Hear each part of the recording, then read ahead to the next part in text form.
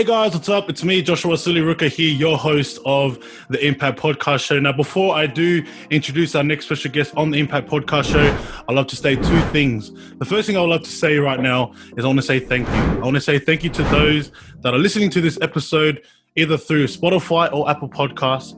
But I also want to say thank you to those out there that are watching this podcast through our YouTube channel. So if you are watching this video right now on our YouTube channel, make sure you guys like this video if you are receiving any value whatsoever. And make sure you guys comment. Make sure you comment down below your thoughts or any questions that you have. But most importantly, make sure you all subscribe to our YouTube channel. Click on that bell button for the latest updates on our next video. And so that's the first thing I would love to say. And the second thing I would love to just mention is I would love to state our mission, and our mission is simple. Our mission is to focus on impacting the one. And so if you are impacted by this podcast, I encourage you to share this to someone else that can benefit from this. Because just remember, it only takes one person to change someone's life, and that could possibly be you, and that will be cool. Now, guys, that is it. That is all that I'm going to say. Enough about that. I want to get straight into this podcast because I've actually got a man on the other side that has actually been on my heart. He's actually been on my heart the past couple of months. I'm not sure as to why, but this is the reason why I got him on the podcast. But just to give you guys a bit of context on our next special guest on the Impact Podcast Show now, he's actually currently... or I'll probably share on how we met, or how I can recall the way we met. The first time I met this guy was at a state conference. I'm pretty sure that was the first time that I fully had a conversation with him. And if you guys aren't aware, I did Bible college, for the past 2 years, so 2018 and 2019, at a college called Inspire College. And I was there for 2 years, and I had the opportunity to go to a state conference for, our the ACC. So it was like Australian Christian churches, I'm pretty sure. Correct me if I'm wrong, brother. Yeah, you're good, bro. All right. All right, I just wanted to make sure. Yeah, so we went to the state conference, and I was fortunate enough to be able to be a part of the youth team for that team, and that's where I was able to meet the man on the other side. And yeah, we've had some really good memories for 2 years, actually, not just the first year, but the second year too. And so I was able to have a mad connection with him. And it's funny that I started to realize with me and him there was some sort of a connection that we had. I had no clue as to what it was, but I know that through this podcast we're going to get into that. And guys, without further ado, I'd love to all to please welcome for me Mr. Aywan Suleiman. Yo. So, brother, how you going? Bro, I'm excited. I'm keen. I'm happy. Ready to go. Yeah, bro, I'm so keen, man. Bro, first of all, bro, I just want to say, man, thank you so much for taking out your time. I know that you have a busy schedule, and for us, we both know that time is valuable too. So, man, I want to say thank you so much for taking out your time. No, all good, bro. I'm excited. I love what you do. Love that you're going for the one, and I think that's the greatest thing ever, man. This is going to impact so many people. Like just what you do in general, bro. So I'm excited. Yeah, no, bro, I actually appreciate it, man. I appreciate it heaps. And I know for sure that, you have a similar heart to where we are as part of the Impact Podcast Show. And we are going to get into that for those that are tuning in and, the audience and those that are listening. Make sure you guys get ready because I know that this is going to be a very impactful podcast. And so without further ado, man, I guess the first thing I probably want to start off with, bro, is could you kind of introduce yourself? Because, there may be some people of your, your audience or like the people that are following you on your, social media platform or even just life in general. But we do have our Impact community listening on too. So is there any chance that you could possibly share a bit about who you are? Yeah, so my name is Aywan. I'm a youth director at Riversedge Church here. Not credentialed yet, so I wouldn't call myself a pastor. And then I also work for a company called Hammond Care who look after, who are, trained in aged care. And then we also are very specific with dementia. Also, Bible college. Today I started a new online course in Fit PT. Just because I was like, let's do something different. Let's do something new. So that's what I do. I love watching soccer. I love hanging out with mates. I love my introvert time. I love watching basketball. And yeah, man, that's a bit about me. Bro, that's hectic, man. That's actually pretty hectic, bro. And, if you guys aren't aware, like he's actually doing stuff today. Today's a Friday, so he is a busy man, and he's doing stuff, things like that. And to me personally, I'm like, man, I'm so grateful that he's taking out the time to jump on here. And so, yeah, man, I want to say thank you so much for introducing yourself and sharing like a bit about who you are, man. And so, bro, I guess the first thing I want to just touch base on in terms of just what you had mentioned was you said that you were an introvert, like you love introverted. So would you kind of like share a bit more about that, about your introverted self? Yeah, so I think growing up, I used to think I was like I think I was extroverted. Like I loved being around people and I got energy, but like I would say the last maybe 2-3 years, like when I'm around people for too long, I'm like, oh, I'm dying. Like I need time to myself. I need to breathe. I need to just relax a little bit because I feel overwhelmed. Introvert time for me is honestly like going to the gym. It's going for a walk. Near my house there's like this water area, so I just go stand there. Maybe play a bit of PlayStation, which I haven't done in a while, but I would usually do that. And then just chill. Yeah, so introvert. Yeah, no, bro, because like I'm just curious because I am actually dating an introvert, so I do understand the importance of quiet time, being on your own. And so yeah, man, like, bro, I'm actually grateful that you shared already, like, just starting on this podcast that you love your introverted time. And so, bro, like what's the importance for you on having that time on your own? The importance for me is I noticed that like it not even just introvert time, but it was more if I don't have my time, then I feel like I'm focusing on other things or other people more than also like as in not looking after myself at all. Yeah. Introvert time is me where I can sit down and look at where I'm heading. It's my goals, it's my vision. Because if I go every day seeing people and being with people and I don't have time for me, then I lose focus on where I'm going. That means when I spend time with people, there's no intention or there's no real heart behind it. And I'm like, what am I actually doing? Like I do love people, don't get me wrong, but I'm like, but if I go in knowing that, oh man, I'm so excited to talk to these people because I love people and I have the energy, because I don't want to meet up with someone and I don't have any energy for them. Like that's I don't want to be that guy. So for me, I'm like, I want to come in from a place of, man, I feel refreshed. I feel excited. Now I can't wait to just come and talk to people and stuff like that. And yeah, introvert time for me is a peaceful time. It's a time where I can spend with God. And I hear from him. So for me, it's the best time to just go away and close the door and just not have anyone to worry about or anything to worry about. And it's just, yeah. So I think that's the importance of it for me, honestly. Yeah, no, 100%, bro. And like, I love the fact that you had mentioned that knowing that you're an introvert, that you express to yourself that you are an introvert because, for me, like, for me, I'm like a mad extrovert. Like I love, being around people, bro. Like even going through like, so for those that are watching this or listening to this later on, we're actually doing this, this through Zoom.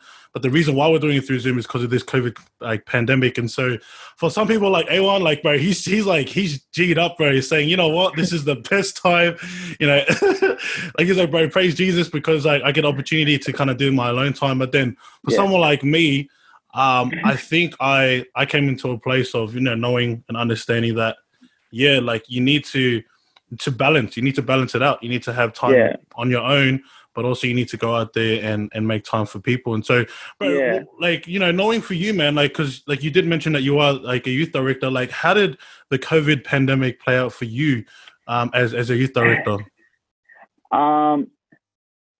Well, as a youth director, during COVID, because we just came out of our first youth camp, which you're amazing. You came and helped out at, and it was your birthday as well. So you're a blessing. So we came out of this huge big event. We had like 100 youth kids there worshiping God, and the momentum was going crazy because we've never had one either. To come back to youth, our first night, we had so much going on, and it was insane seeing so many young people. And then the momentum's going, and then it like sort of like just goes, what the heck? Because it was a Wednesday night when I found out that we had to have a limit on our building. And one of the schools that was near us actually got affected by it. So we were like, oh no, like, what do we do? So on Wednesday night, a lot of us young adults some of us are in the same Connect group. On Wednesday night, we were there and we were like, okay, we need to do something. So I got two of the boys just to sit down. And we made a recording saying, no youth this week, we will be live. And we were on Wednesday night. All went home and I'm sitting at home, couldn't go to sleep, had work the next day thinking, what the heck are we going to do tomorrow? I mean, on Friday, I'm like, we have Thursday to like just smash out something for Friday. So it took a lot of effort and a lot of, sweat from our team, just trying to manage how to do it online. Because a lot of my team, they're amazing with people. They love hanging out with young people to a point where it's like, we're live streaming now. Like, what the heck are we doing? Like, this is so unusual.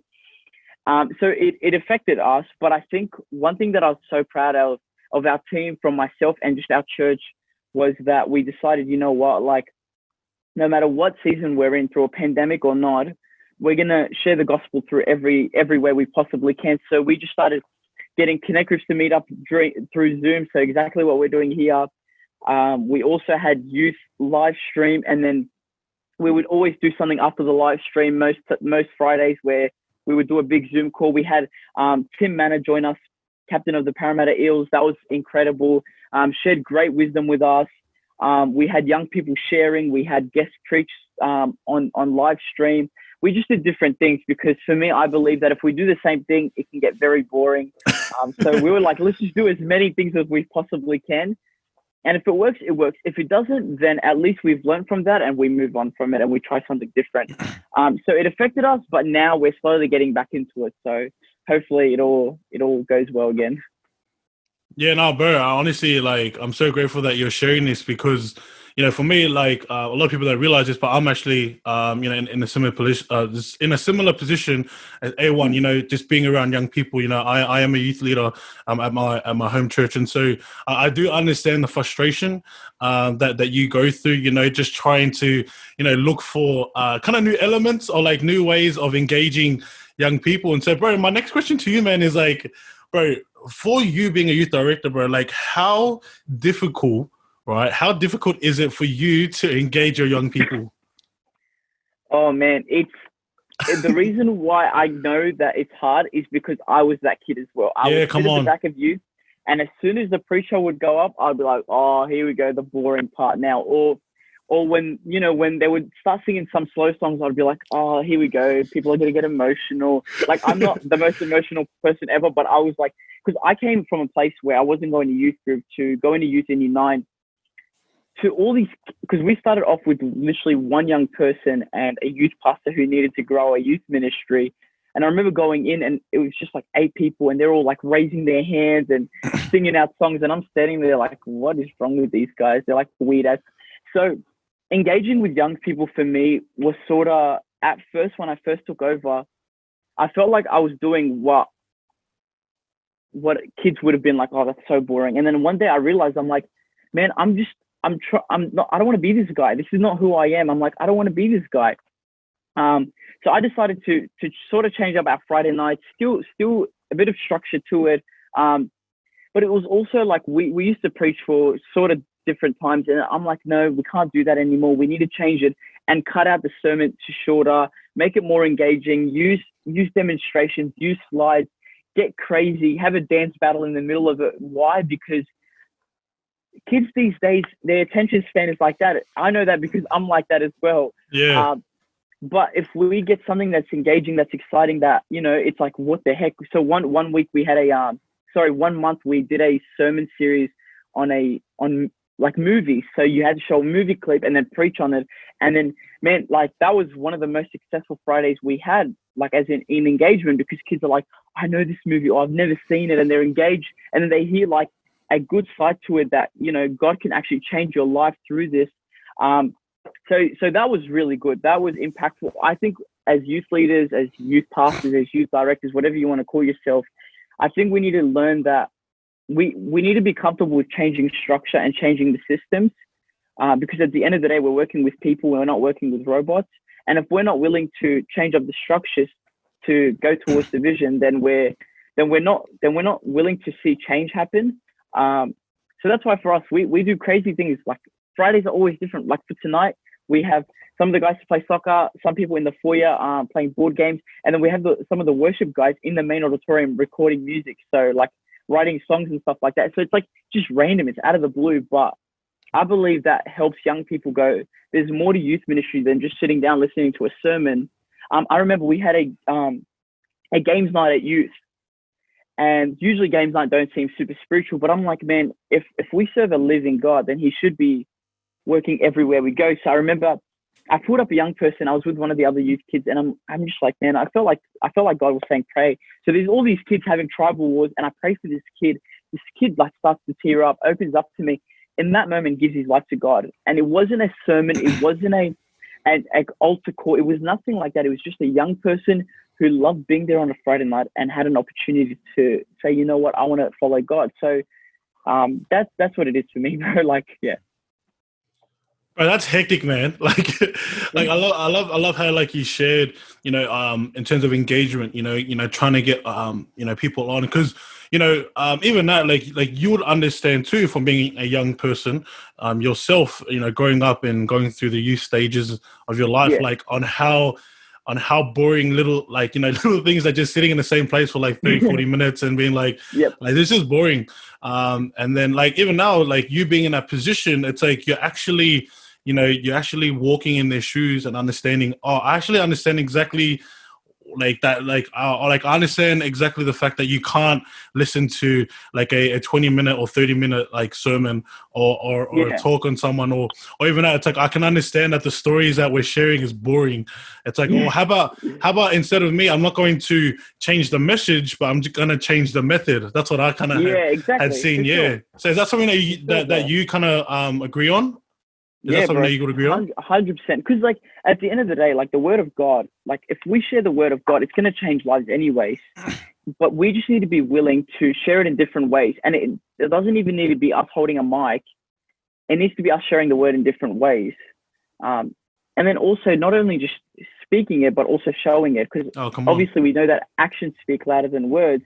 So if you show the love of God, it's going to change a young person. Like I remember a mentor saying to me, that young people won't remember the messages you might preach, but they'll always remember the character you carry. And for me, I was like, man, I want to be a leader that they see Christ in, but they also see a person who like isn't just living a boring life, but living a exciting life, living a life where I have a vision and a goal to go to, but it's only because I'm in line with God.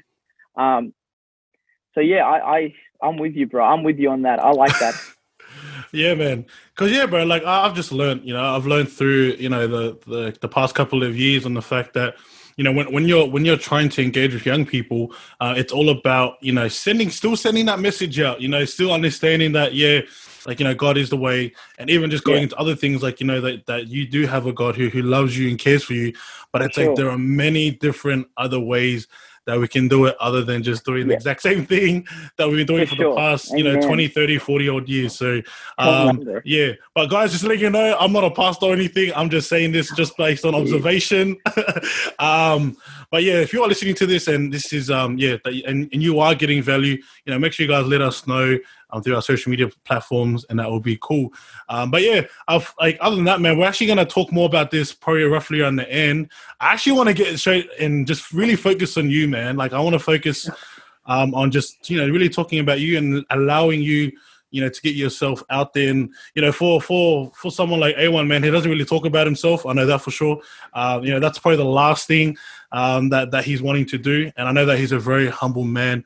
And so I get the opportunity right now to kind of get into more of a deeper, like a deeper level and a deeper understanding of who Aywan is. And so, one thing that we believe in as part of the Impact podcast show family is that we always believe in that before the glory, there is always a story. And so I believe that Aywan has a story, and I know that he's going to, share his story, and I know that it's going to impact other people. And so, bro, I guess the first thing I want to kind of touch base on in terms of just getting to your story, man, is just asking, Mary, is there any chance that you can share a bit about your upbringing?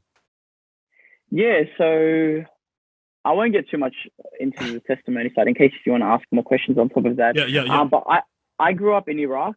So I was born there. I didn't grow up there, sorry. I was there till I was about 4 years old.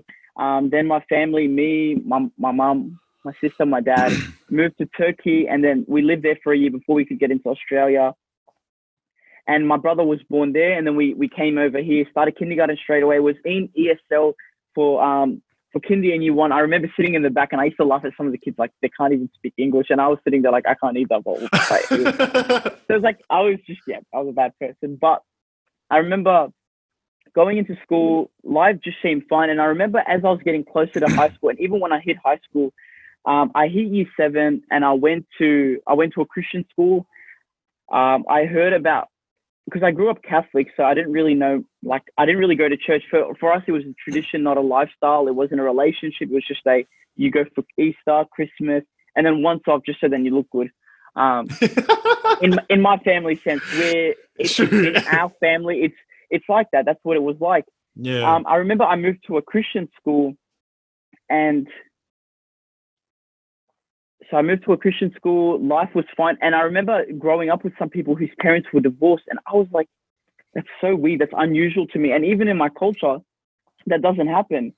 It's unusual in Iraq, at least, to get a divorce because, like, it just doesn't happen. Yeah. And I remember going to youth in year 7 once or twice. And I had a really bad experience. One time I went to one with one of my mates, and I remember meeting the youth pastor as the night started, and I was like, "Oh, hey, I'm Aywan." La-di-da-di-da. It was just like 3 seconds of meeting him. At the end of the night, I remember speaking to him again, and I was like, "Oh, like, thank you so much for tonight." And he goes, "Oh, nice to meet you. What was your name?" And I'm like, "I'm Aywan." In my head, I'm like, "You know my name. Like, I said it, and I already met you. Why would you say nice to meet you again?" Like, because it was like, "Oh, nice to meet you," and it was like, "But I met you." So for me, I was like, this guy doesn't care. Like, he doesn't care. So I'm like, fair enough. He doesn't know me. So why would he care about me? So it just made me not really enjoy youth. And I remember my dad actually got invited he was at work and he got invited to a Christian church camp that he was like to my family, we should go to it. He didn't end up coming because he was working. So me and my family went and we loved it because we were like, man, these guys, like, there was life in them. And I went because like they played games as well. So I was like, I'm really excited. I was in year 6, 7. Oh no, I was in year 7, and I made some friends through there. And then at the end of year 8, I moved schools to a public school in Castle Hill because we moved houses. Mum wanted to just get away from where she was living and just move. So we moved houses, all 5 of us. And when I started school, it was one of those things for me where it was trying to fit in with the rest of the crowd. Yeah. It was because I developed friendship when I was in year 7 and 8 with, like, I had to start all over again in year 7 and 8 because I went from a public school to a Christian school and I knew no one, and then to do it all over again. And it was a challenge because I wanted to fit in. Luckily, I love soccer and I love talking about basketball, and I got a friendship group. But it also led me to hang out with the wrong crowd where the party scene was heavy for me. And I started, getting involved in different things that we can talk about later if you want. And I remember I was just not living a life that looked interesting or exciting or anything that was according to my value. In year 9 as well was the year that, let me go back a little bit. When I was in year 6, I remember mom got abused by dad, and he was quite abusive overall. She ended up forgiving him because if you know my mom, she's a very forgiving and loving person. Bro, your mom's a blessing, bro. Your mom's a blessing, man. She is. Biggest hero. Best mom and dad at once. Then year 9 hit, and then the same thing happened again where we had to call the cops on my dad because he was drunk and abusive, wasn't the greatest person. And then since that day till like years later, I just didn't make any no one in our family made contact with him. Just because of the hurt that he brought to us.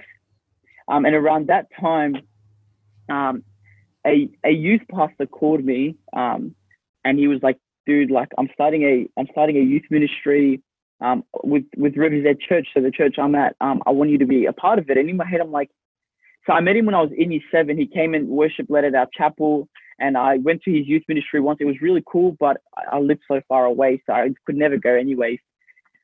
And then when Unite hit, he invited me to youth, and in my head, I'm like, dude, can I step into a church? Like, am I even good enough? All of this stuff. And I remember, what changed my walk and my lifestyle wasn't like I went to youth and I walked into a room with all these kids that didn't like me from Regent's Park, to now going into a room with all these people I never spoke to when I was at Regent's Park, and I was looking around like, oh, this is so awkward. I don't want to be here. Like, come on. To them all worshiping, and for me, it wasn't a sermon that I heard that changed my life. It wasn't anything like that. What it was someone decided to meet up with a rat bag like me, and do life with me. Like, discipleship wasn't encourage me on a Friday night and pick me up for church on a Sunday. It was like we would meet up and we would catch up and we would do stuff that made me go, whoa, like, this is what it means to live as a Christian. It's not just you go to church and read your Bible and that's it. Like, anything you do is considered worship if it's unto God. So yes, I did that, graduated school, felt called to ministry, had people praying over me, that I was going to get involved in ministry, even when I didn't see it, because I'm like, pastors don't make money. Why would I do that? Yeah. to being called to felt like I was called to it. And since the day I graduated till this day, like, I've always taken Fridays off. And even when I didn't have a position, because I wasn't going for a position. I was just excited to be a part of what was happening. So on Fridays, I would always just commit my time to church. I would commit years and years and years. And then towards the beginning of this year, I got asked if to be part-time at church. And I was like, awesome, like, praise God. I still would have done it for free anyways, but it was great just to get another income. So it was very different from where I was to where I am now. So yeah. Bro, that's an amazing, man. Like, it's amazing that you shared and you actually added a lot of the context behind it, because, bro, knowing that you just shared that, man, I've got a lot of questions, bro. I've actually got a lot of questions, man. And so, bro, I appreciate you so much, bro, for Thank you, bro. sharing a bit about that. We are going to get a bit deeper too. So for everyone out there, like, just get ready, hold your seat, because we are going to get into that. But I guess, man, like, bro, I wanted to kind of touch base on, firstly, like, I want to go way back to the start, just on the root of all, bro. You came from Iraq, and then you moved. So you went from Iraq and then moved to Turkey, and then from Turkey you came here. Am I correct? Yeah, bro. Yeah. So, bro, can you share to us the transition? Like, how was that for you, bro? Moving from places to places and then finally getting to Australia. Yeah, I think from Iraq to Turkey, it wasn't a big deal for me, because I was like so young that I just remember bits and pieces. Moving from Turkey to Australia was like challenging, because I went to a whole different country where all I knew was relatives. That was it. No one else specific. To starting school and being scared because everyone around me was speaking English except for me. But then as soon as you would join sport and stuff like that, kids don't care whether you speak English or not. They just care about if you could play or not. Yeah. So at recess and lunch, I just started playing soccer with the boys. So that was good for me. That I loved sport, so I just jumped in with the boys and we just played, and it was so much fun. And then so I think it was hard at first, but then eventually just got easier and easier. Yeah, no, 100%. And bro, the reason why I wanted to ask that is because I know that for people that come from out of Australia, because for me personally, I don't know how it feels, because I was born here. I was born and raised in Australia. So I actually remember in high school, man, we learn about refugees and stuff like that, and even migrants, and just understanding, bro, that they have bro. So for anyone that's listening to this and or watching this on our YouTube video, if you have not had the opportunity to talk to a person that has migrated into Australia, I encourage you. Right? I fully encourage you guys to do that, because you won't realize how tough it is. How tough it has been, whether it's for them as a child or even them, and their families. I've heard stories of some, families they had to leave. They had to leave their own, they had to leave their parents, but the parents ended up sending them out, saying, no, I want you to continue, I want you to go on this boat, or I want you to go onto this plane, because I want you to have a better future. And so that's the reason why I wanted to ask that question, man, because I'm guessing there was a reason, bro. So could you kind of share to us, the reason as to why you end up moving from Iraq to Australia? Yeah, so it was, well, mum was just like, she felt like, you know, this is where she could raise us. And it was better opportunity, I guess. And it's crazy that happened, because only like about a year and a half later, the whole, like, Iraq just went even worse than what it was. Yeah. So yeah, there was persecution, and just like the government just fell off, and it was just insane what happened. So like it was within like a small period of time that we left, and then all of that chaos happened. So it was God in the midst of that, because we could have still been there. And so yeah, I think that was the main reason why it was. Mum just thought that this would be a better opportunity. And then we also did have cousins that moved here as well for the same reason, but they all moved here before us, and then we came at the end.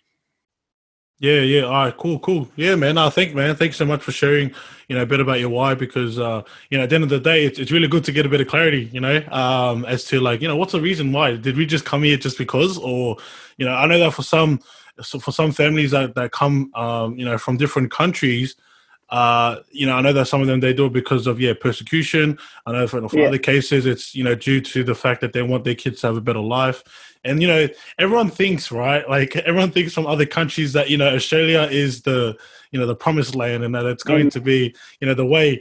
And then you have people like myself living in Australia the whole time being like, bro, what the heck is this?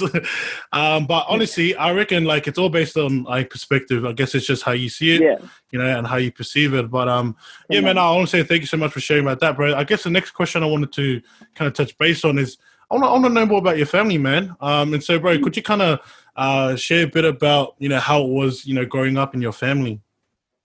Yeah, like I think it like my family, we're all fairly close. Like me, brother, sister, mum, we're all pretty tight. Like the struggle was being raised up by like a dad who was there but wasn't there. Like I remember the biggest memory I remember was when I would play soccer outside in our backyard. And the main reason why I picked up soccer was because my dad played soccer, so he got me my first soccer ball. But I remember growing up, and every time I would literally every day after school, I'd just be outside in my backyard kicking a ball around by myself. And I'd always be like, Dad, like come play with me.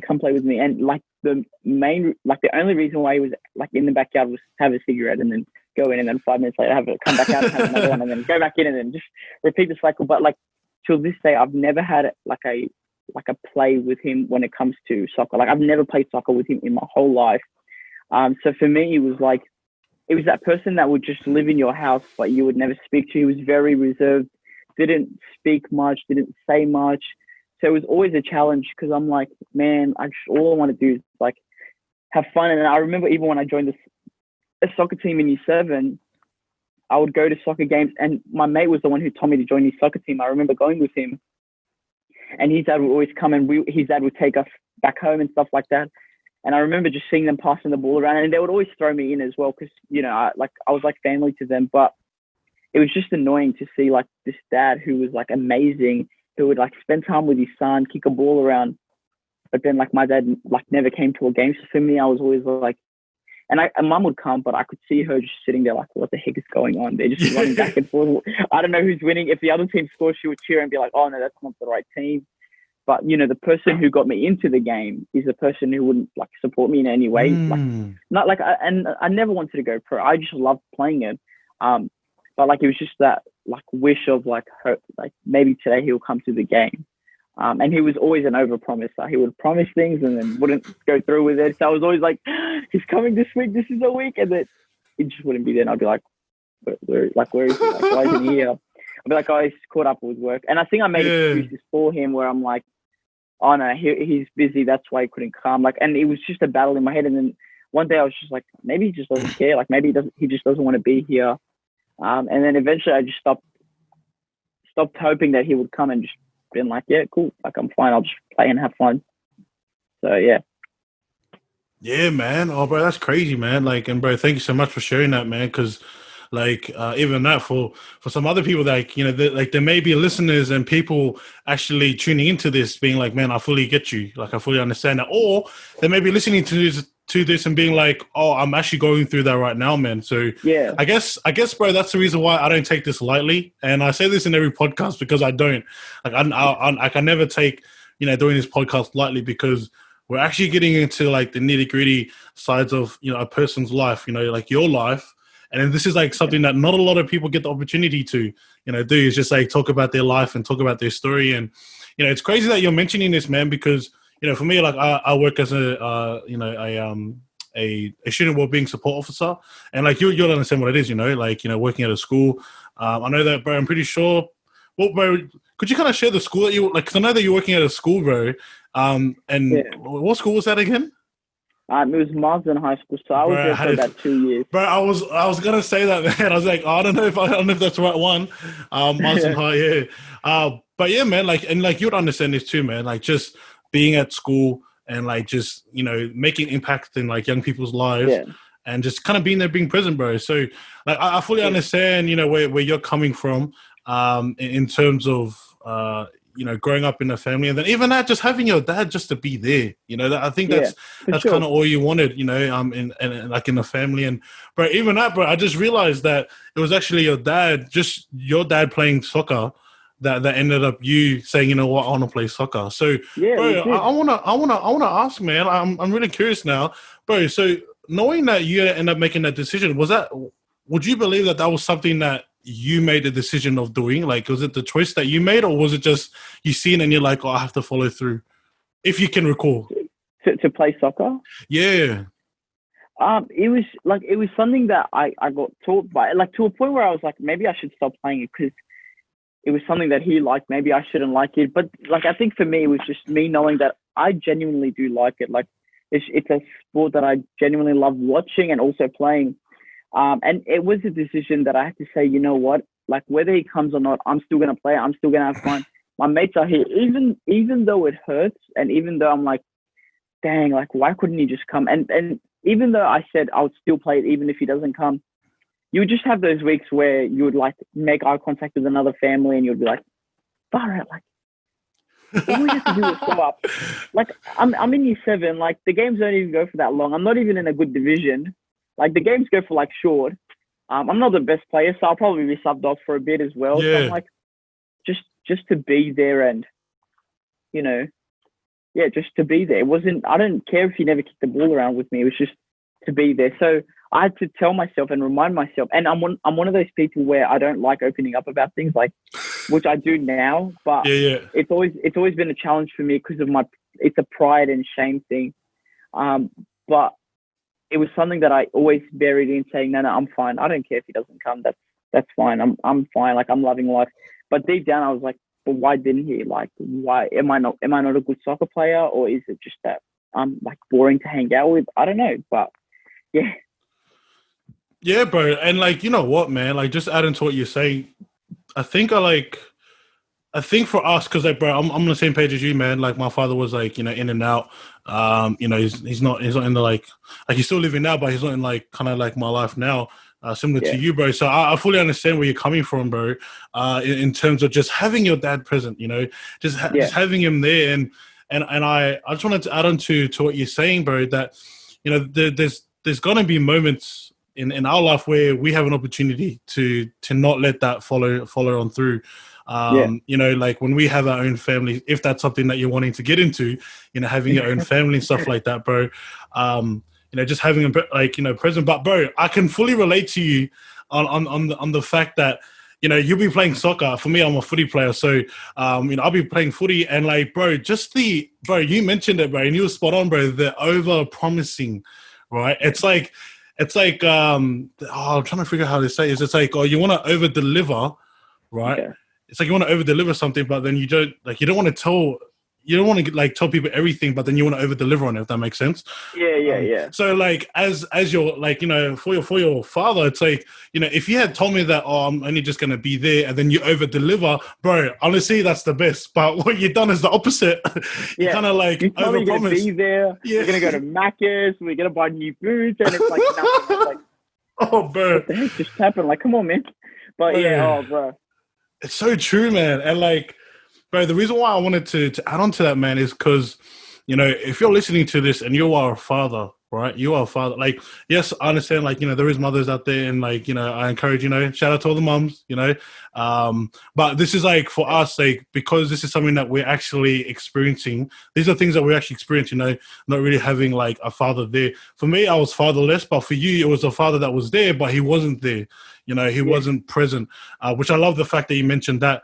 But the one thing I started to learn, and I'm learning from you too, bro. Like, I'm learning from just just listening to your story, and it's like, bro, there's actually there's so much more that we can get into. But bro, I'm so grateful that you shared about this topic, because I feel like there are fathers listening to this right now, or that are going to become fathers, and all they need to do is have a bit of like insight of how the kind of father figure life is. Because for me personally, I don't know how it is to be a father, but we both know, and I know that you can agree to me with this, bro. We know how it feels to not really have a father there. And so my encouragement to those out there that are a father or that are going to become fathers, always understand that, like, for us, kids, or like for your, whether it's a son or a daughter, like, my biggest encouragement to you is to understand that presence is pretty much all we need.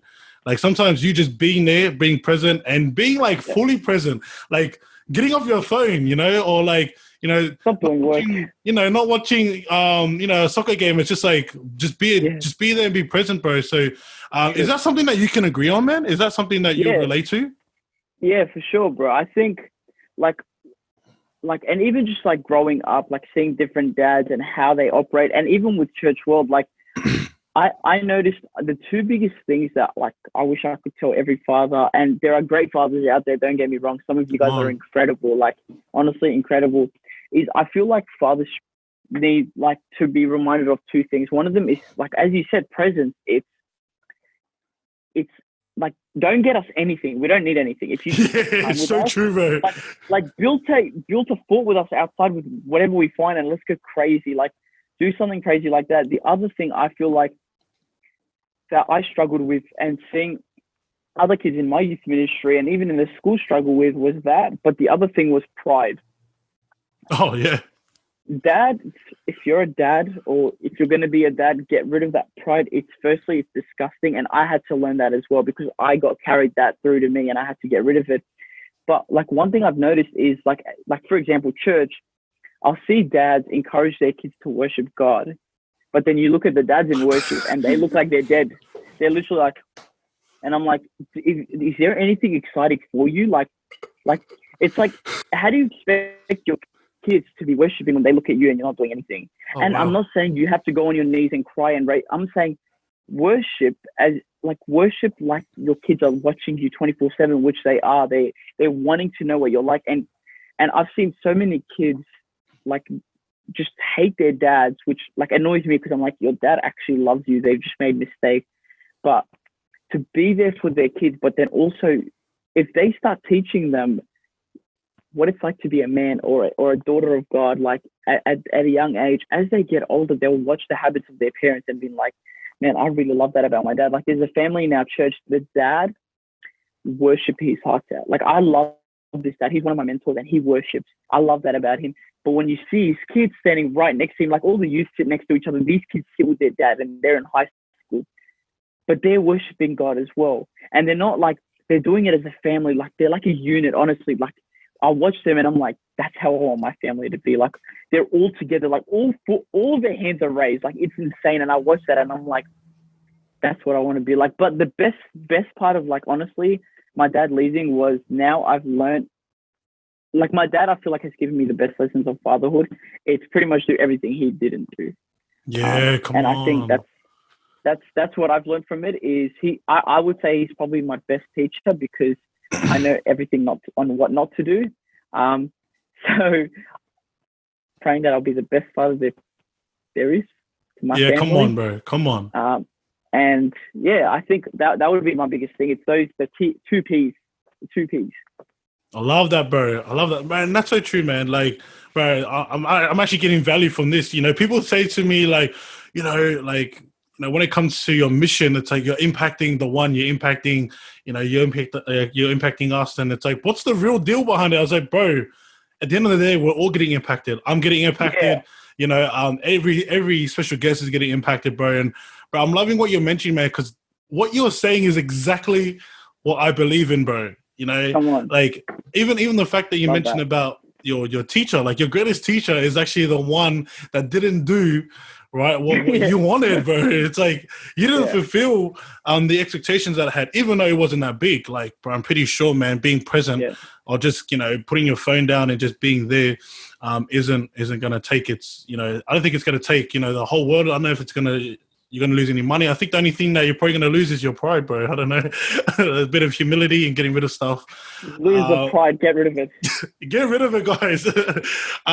But bro, I was in the same place as you, man. Like, I was in the same place as you, bro. Like, just like, looking at, my dad and just being like, bro, if you had just let go of your pride, if you had just get rid of, like, if you just kind of like humbled yourself and say, you know what, I don't know what to do. I'll just hang out with you. Or even that, like, just set a bit of time. I'm like, bro, I think I would have been in a different place. But then again, bro, you tell me this, man. Would you say that if your dad, like, or if your father didn't, if he didn't over deliver or like over promise and stuff like that to you, would you say that you would be a different person? Like, would you be a different person today?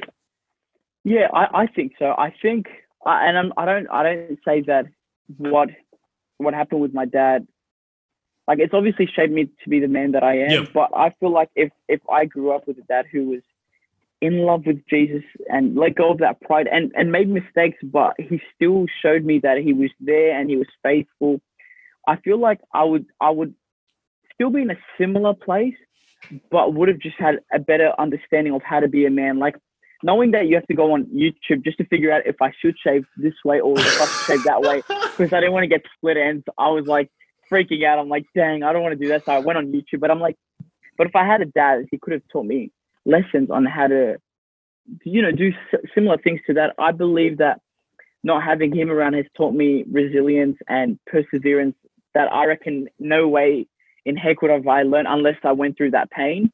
And I think it would have changed parts of my life for sure. Because instead of me getting discipled by some of the men at church and mentored by them, which I still would have, I reckon, I would have been spending more time with him because he would have been the one sharing wisdom with me. And even though sometimes I would have been like, oh, it's my dad, he's not cool, whatever. I don't know what kids say about their dads really. So, but I know that I could have someone that I could look up to, someone that could help me and support me. Because like sometimes you don't want to talk to your mom about guy stuff. Like it's just weird. So true, bro. You want to talk to a man about it. So I think that was it. But I feel like also that by him leaving, it also gave me a great time to spend with like a lot of the men from my church and learn so much from them. And yeah, man, honestly, so that's been amazingly helpful. Like, yeah, so. Yeah, bro. And like, man, the only reason why I asked you, bro, is because, I know I've met other guys like us, that have either been fatherless or just had a father that was there but just wasn't present. And one of the common themes or one of the common factors is just presence, like just, our fathers just not being present. And bro, I love the fact that you mentioned the 2 P's, man, because that's going to be in my head right now all the time. Presence and pride. Like, bro, it's so true, man. Like, if we had just got rid of that pride, would have been a different story. But then again, like, everyone has a different way of seeing it. And I know that we both see it similarly in the fact that we both understand that if it wasn't for them, not doing what it is to be a father, or for us the expectations that we had, we wouldn't be where we are. And like that's kind of like the reason why we're grateful. It's like we're grateful for what we do now because we're actually doing things. And I don't know, bro, like, correct me if I'm wrong, man. Like, I don't know if you can agree with this, but for me, it's like, man, when I'm hanging out with kids or if I'm hanging out with like young people, it's like, bro, I'm going to give you, right? I'm going to give you what the person there didn't give to me, right? Like, what my father wasn't giving to me is what I'm going to give to you. So, bro, is that something that you can agree on?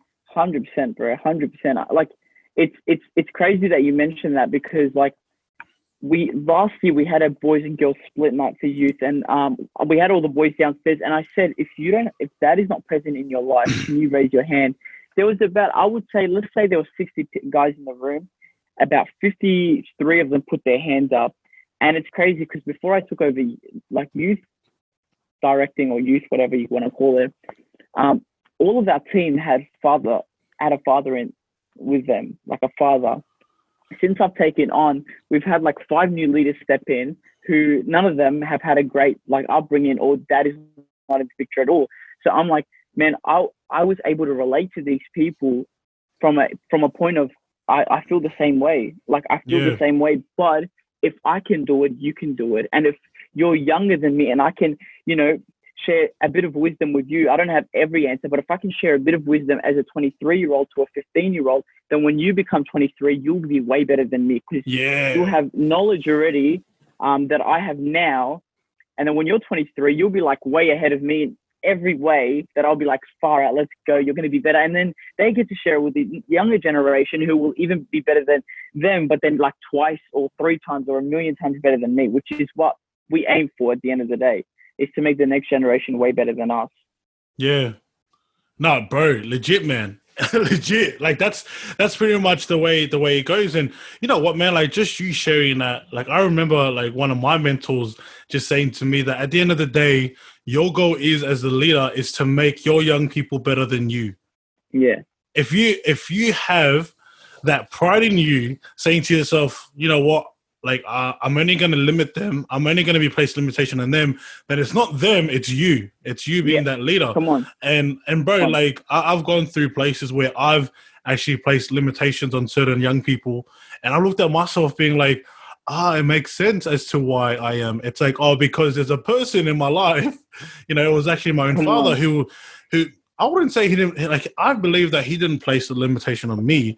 It's just that he didn't place anything on me. Do you know what I mean? So, it's like it was actually nothing there. So I had to kind of like look around and be like, I don't know what I'm doing.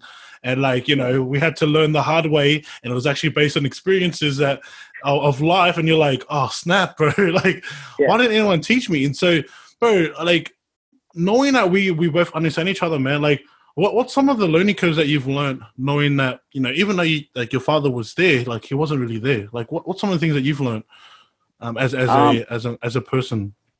Yeah, I've learned that as a leader, not even as a leader, let's take that away, as a child of God. Yeah. I've learned to be wise with how I spend my time with people. That means when I spend time with people, I'm present. I'm not present. I'm not someone who is distracted by what's happening around me rather than who's with me.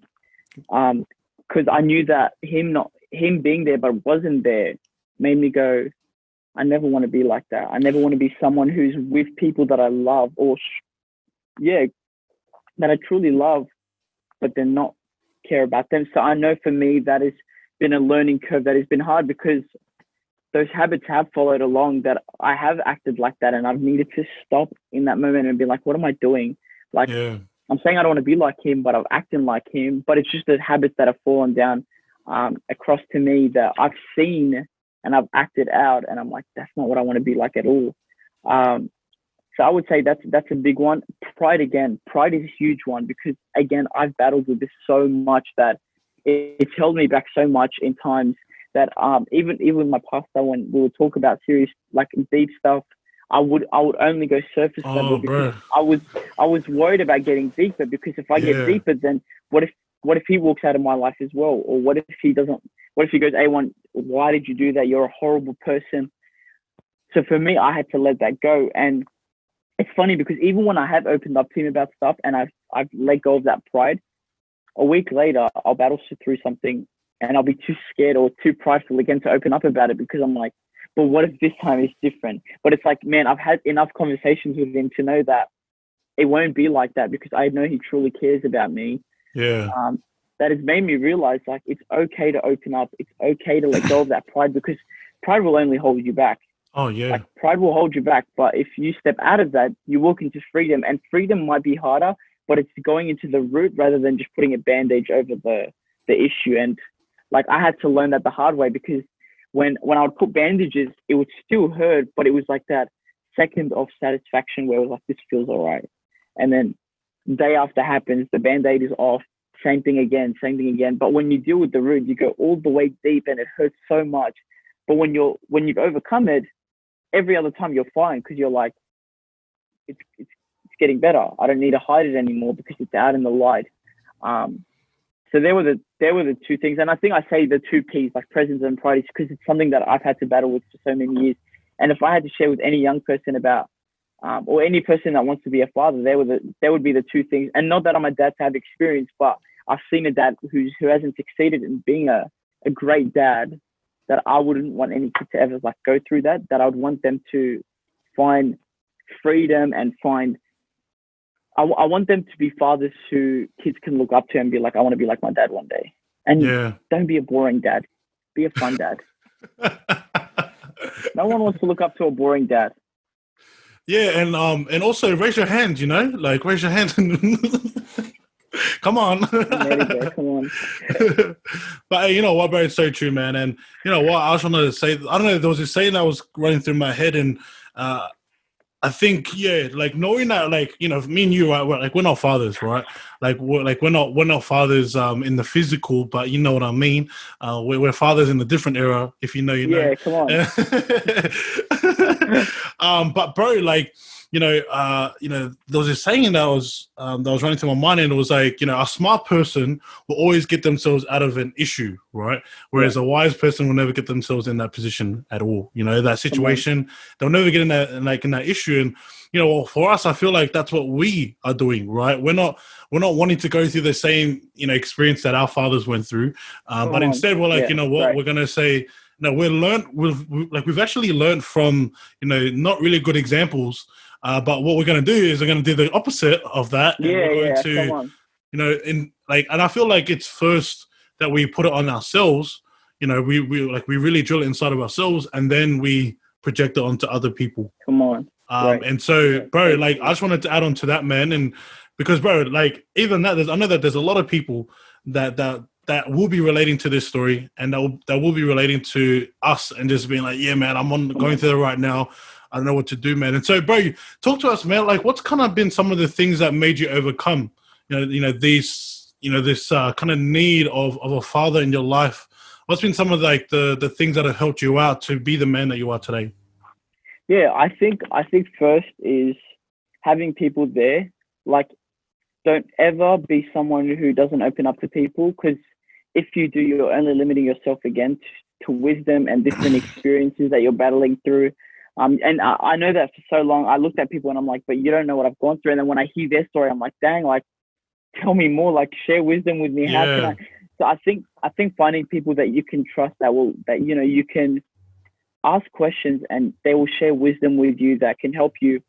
Another thing is, honestly, the main thing I would say would probably be God. Like, yeah, come on. Just knowing that I could always go to God in the midst of all the crap that went on. Like, I could, like, it didn't matter how I looked to God. If I was in tears, if I had boogers because I was so emotional, like, I would always go to God. And it was always like, I would always overcome it because I knew he was there for me. Other things I did during it was when I would share with young people to encourage them with their dad issues or just any issues, really. It was like me preaching to them, but then also preaching to myself. And I'd sit there and I'd be like, yeah, okay, I'm sharing that with them, but why am I not taking it in? Like, start writing notes afterwards. Like, I need to remember this for myself. So I think, like, that saying where it's like, I'm blessed to be a blessing, like, be a blessing to people. And, like, honestly, like, you'll feel the same. And it might not be a gift or a reward, but when you share with people and when you talk to people, you feel that where it's like, man, I feel like I'm contributing to my calling. I feel like I'm actually doing something with my life. And other strategies that I did was I started to journal, started having quiet time with God, which was honestly amazing. And I would change up the way I lived my life, because like even last year was just horrible for me. Like even with that stuff, till this year I was like, you know what, stuff it, I'm going to change my life around.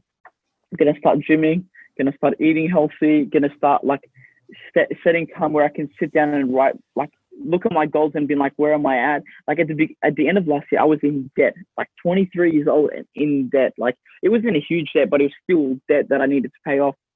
To come to this day, like I've paid that off, and like I've got a savings account that I'm comfortable with. And I'm like, man, like, if you just reflect on, like, you can look at what's going on in your life, but if you stay there, then you'll always just stay there and you will never come out of it. But when you start actually saying, you know what, crap has happened in my life and issues have happened, but now I'm going to move on from it and I'm going to learn from that.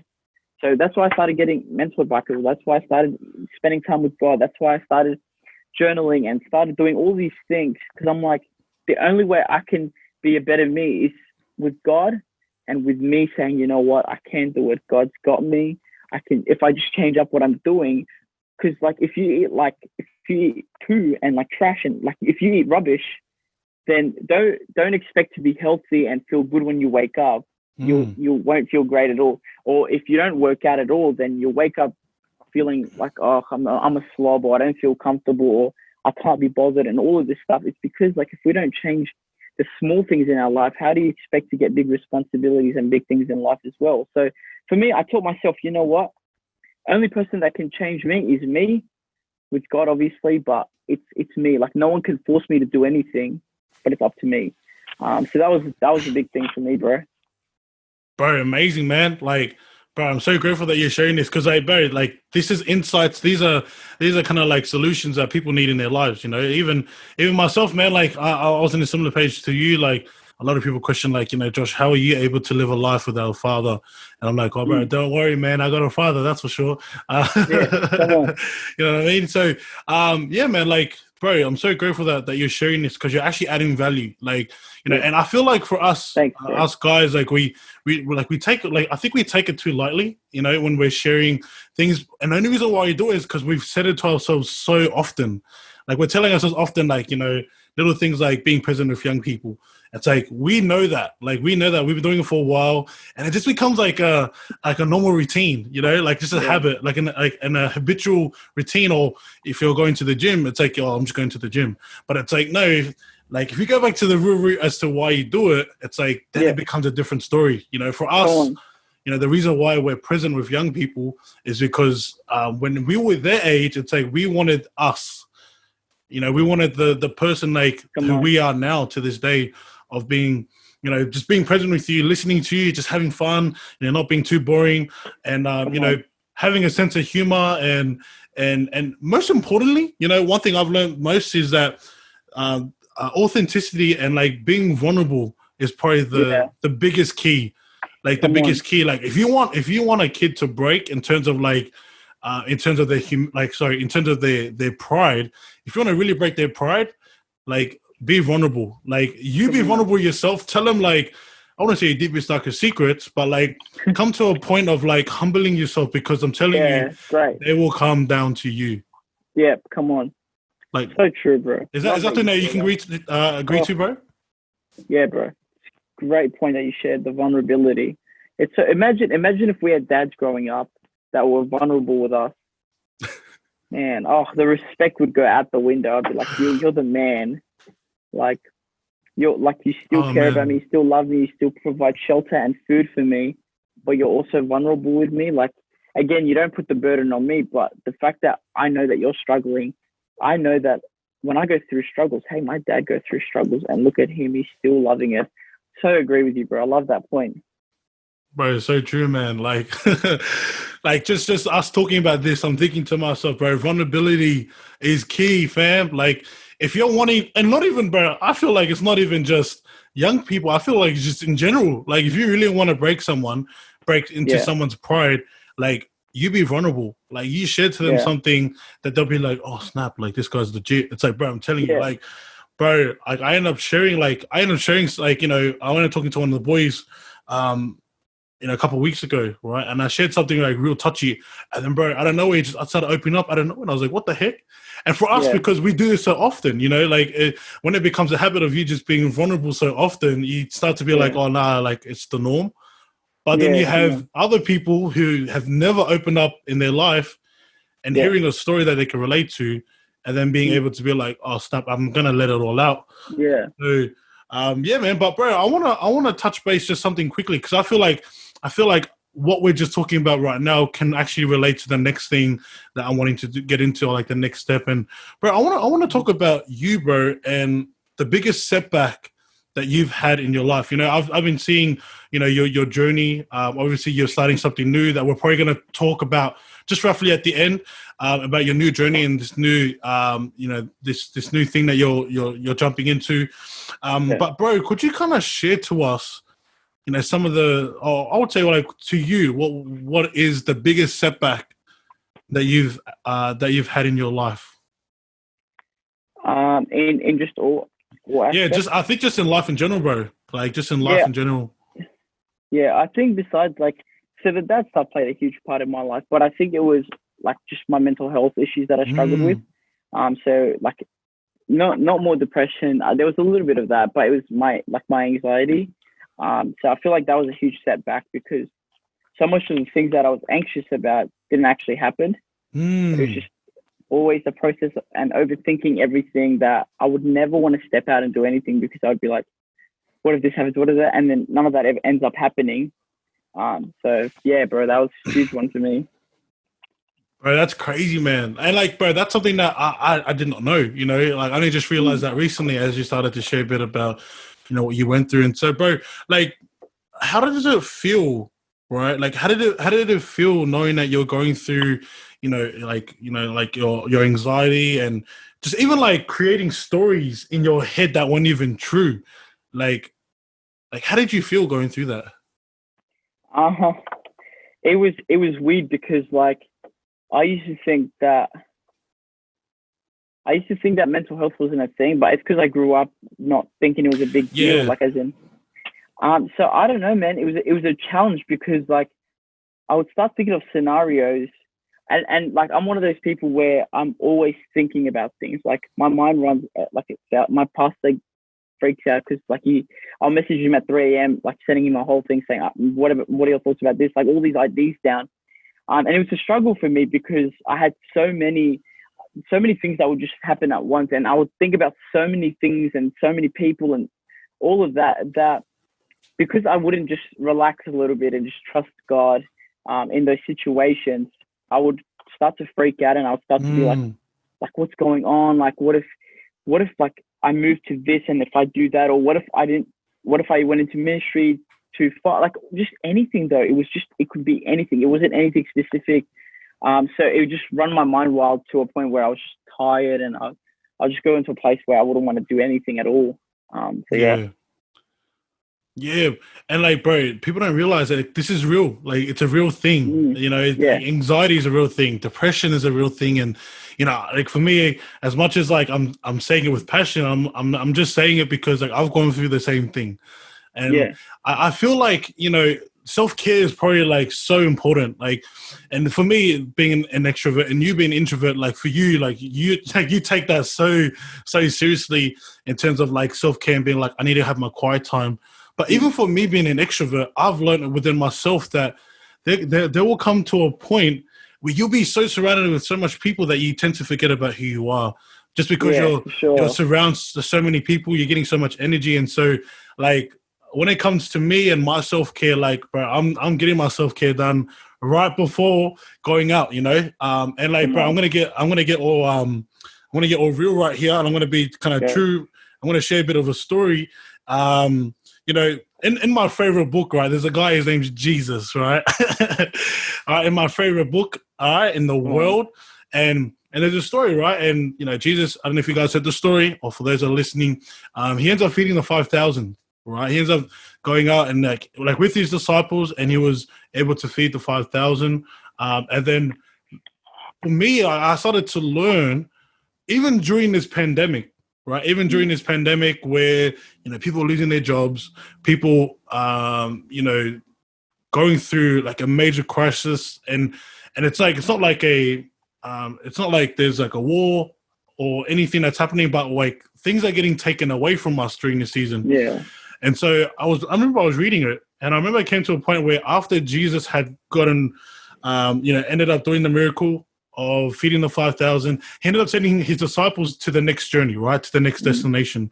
But for me, the one thing that actually made me like, oh my gosh, this is crazy. Like a lot of people will just skim through this part, and it was actually the fact that he ended up sending them, but then he ended up going into the mountain and praying, right?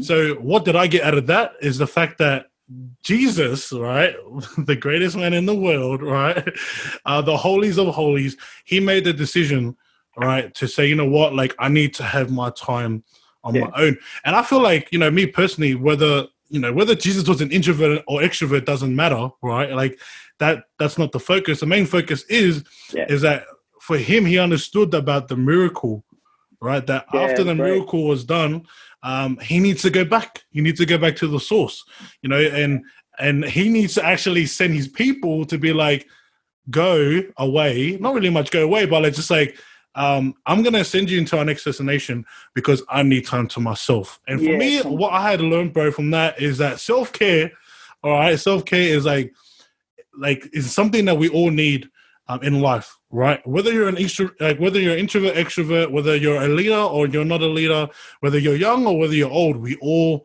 need self-care. So, bro, my question to you, man, is that something that you can agree on in terms of you know, battling with, you know, anxiety and depression and etc.?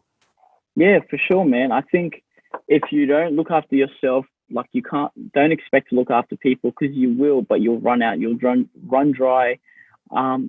You need to spend time with God. You need to spend time in the quiet place. You need to read the word, but also spend time just actually, like, as you share, Josh, all the time, like, what's your why behind it? Like, why do you want to change the world? Why do you want to impact people's lives? Why do you want to be a teacher? Why do you want to be a business owner? Why do you want to do these things? Why? And again, you need to find your why on why you have your quiet time, because I have it because it keeps me sane. Honestly, it keeps me not going crazy. So if you want to impact people and you want to change the world and you want to be amazing at your job, you need to start in a quiet place where there's no one around you. There's no distractions around you. So yeah, man, totally agree with what you shared, bro. 100%.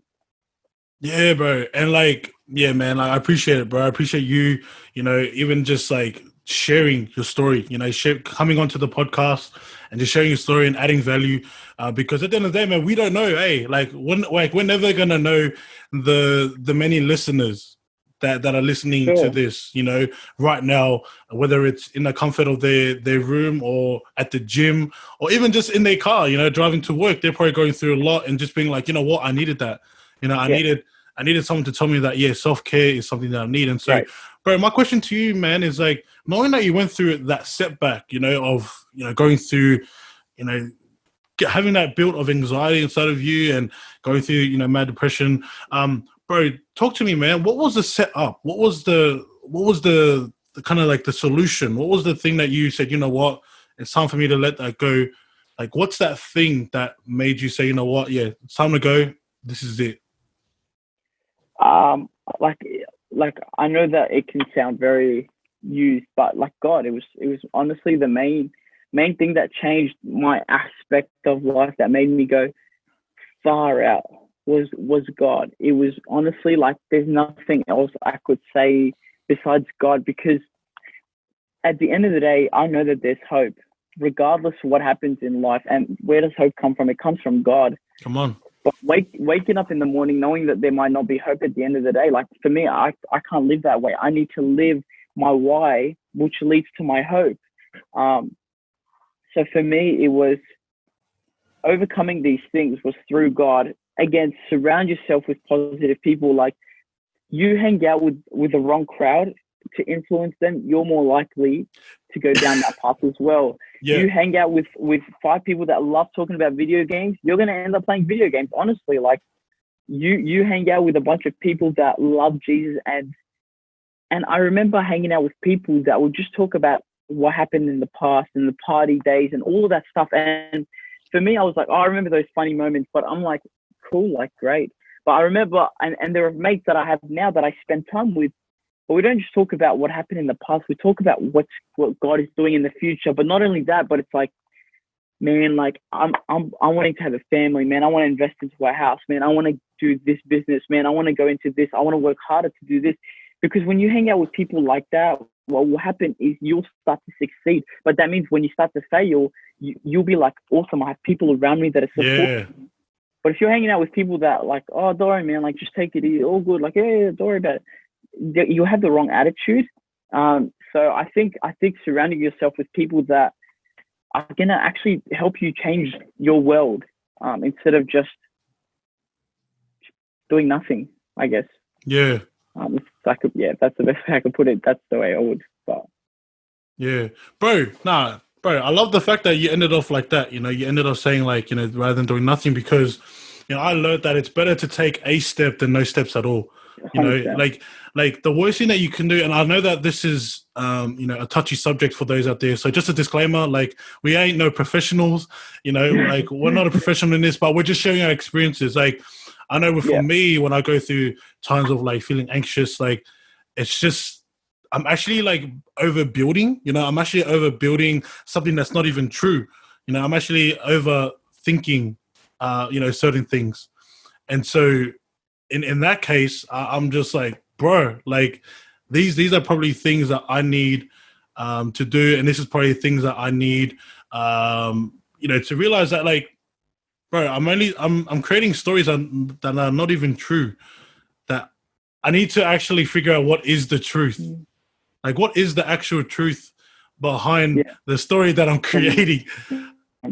And so, man, like in the end, bro, like, guys, like mental health is important. So if you guys are struggling or if you're going through this stuff and you're getting touched by our story, yes, we are grateful to have you on here, and like you tuning on. But if you do really need help, like by all means, like, make sure you guys seek out the right people. There is counseling services and things out there. Like, make sure you guys reach out.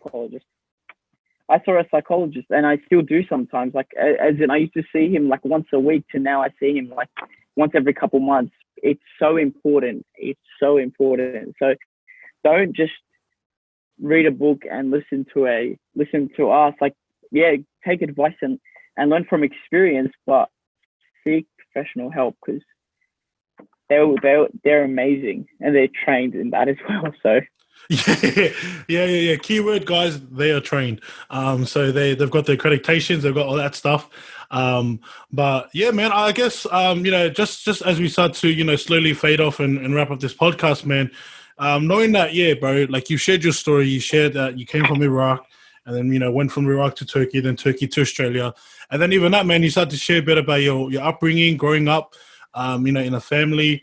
And then, even just touching, going real deep about your father. And even though that your father was there, he wasn't there. And I think there's a lot of people out there that can fully relate to you and relate to your story about that. And then even that, man, just sharing about, you and your why behind why you do what you do, in terms of being a youth director and like helping young people, and changing their lives. Knowing that you've shared all that, man, like, what's the next step, man? Like, what's the next step for Aywan, heading on now? Yeah, I think for me, it's still doing what I do now. Like, because don't get me wrong, like I'll do ministry forever. And I wanna be a pastor one day. Would love to be a senior pastor one day. But I think I also want to do more than that. I think it's so easy to. Sorry, it's not easy. I know impacting through church, I've learned that way, but I know that, there's more out there that I can do to impact. So part of me is like, I'm 23 years old. I don't like wasting time at all. So I'm like, what can I do to broaden that? So I'm doing a PT course because I'm like, why not? Like, no one knows this. It literally happened today. I registered today for it. So it literally just happened because I'm like, man, I want to do more with what I got, and I want to be able to go, look back one day and be like, man, I took opportunities and I just grabbed onto them. And for me, I love that. I love that I can take opportunities because I don't want to stay back and just overthink them, because look, there'll be things that you will do that might not work out. But if you overthink them, then you'll never actually do anything because you'll just be thinking about them the whole time. So think about it, get a why behind it. And if you're still unsure, just give it a go. Give it a go. That's the best advice I can give you, is try it out. So I think for me, I started an Instagram page that you obviously saw called A1 Journey. Just me sharing a bit about my mental health state, but then also a physical state where I'm like, I'm wanting to encourage people to know that it's okay to struggle through things. It's okay to not be happy with the way you look, but it's not just you don't just get a great body and then you're happy with the way you look. Yeah, man. You look at yourself and you say, you know what, I have a goal, and whether I achieve it now or in 2 years' time, I'm going to work hard for it, but I'm going to be satisfied because at least I'm achieving things every day. So for me, I just want to share a bit about my journey, how I battled through mental health, not from a professional point of view, from experience, obviously. And same thing with physical. I want to just share my story in a way that hopefully I can help people and reach out to them. And there might be other things that I'm working on as well. So yeah, figuring that out. Yeah, man. Bro, I appreciate you, man. I appreciate you sharing that, man. Because, guys, if you guys are aware,